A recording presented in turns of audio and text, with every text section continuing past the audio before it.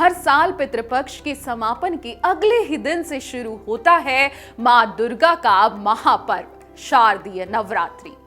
लगातार 9 दिनों तक मां के 9 स्वरूपों की पूजा अर्चना पूरे विधि विधान से की जाती है। वैदिक पंचांग के अनुसार साल में कुल 4 नवरात्रियां पड़ती हैं। इसमें से 2 गुप्त नवरात्रि होती हैं और एक चैत्र नवरात्रि होती है। इसमें से दूसरी और सबसे खास नवरात्रि है शारदीय नवरात्रि। धार्मिक मान्यताओं के अनुसार नवरात्रि के समय माता दुर्गा स्वर्ग लोक से पृथ्वी लोक पर आती हैं और अपने भक्तों की पूजा से प्रसन्न होकर उन्हें आशीर्वाद देती हैं। इन 9 दिनों तक मां दुर्गा की विधि विधान से पूजा करने पर सभी तरह की मनोकामना पूर्ण होती हैं। तो चलिए जानते हैं इस शारदीय नवरात्रि पर घट स्थापना का शुभ मुहूर्त, पूजा की विधि और पूजा के कुछ सही नियम। सबसे पहले जान लेते हैं शारदीय नवरात्रि शुभ तिथियां। वैदिक पंचांग के अनुसार इस वर्ष शारदीय नवरात्रि की अश्विन माह की प्रतिपदा तिथि 22 सितंबर को तड़के 1:24 पर प्रारंभ होगी और 23 सितंबर की देर रात 2:55 तक रहेगी। उदया तिथि के अनुसार शारदीय नवरात्रि का शुभारंभ 22 सितंबर को होगा। अब बात कर लेते हैं घट स्थापना के शुभ मुहूर्त की, क्योंकि नवरात्रि में घट स्थापना का विशेष महत्व है। नवरात्रि के पहले दिन कलश स्थापना या घट स्थापना का विशेष महत्व बताया जाता है। 22 सितंबर को घट स्थापना के लिए सबसे अच्छा और शुभ मुहूर्त है सुबह 6:08 से लेकर 8:07 तक का। इसके अलावा अभिजीत मुहूर्त में भी आप घट स्थापना कर सकते हैं। इसका मुहूर्त रहेगा सुबह 11:49 से दोपहर 12:37 तक का। इन दोनों शुभ मुहूर्त में आप अगर घट स्थापना करेंगे तो बेहद शुभ रहेगा। अब जान लेते हैं घट स्थापना की सही विधि। कैसे आपको घट स्थापना करनी है, इस बात को ध्यान से सुनिए। नवरात्रि में घट स्थापना देवताओं के आह्वान से पूर्व की जाती है। यह शुभ विधि देवी मां की कृपा प्राप्त करने और पूरे घर में सकारात्मक ऊर्जा स्थापित करने का मार्ग है।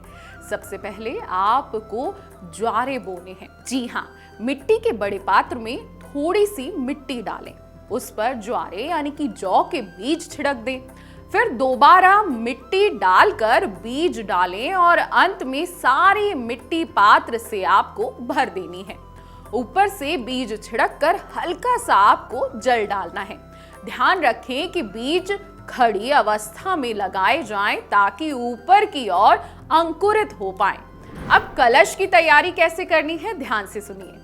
कलश पात्र पर मोली यानी कि लाल धागा बांधें और कलश पर तिलक लगाएं।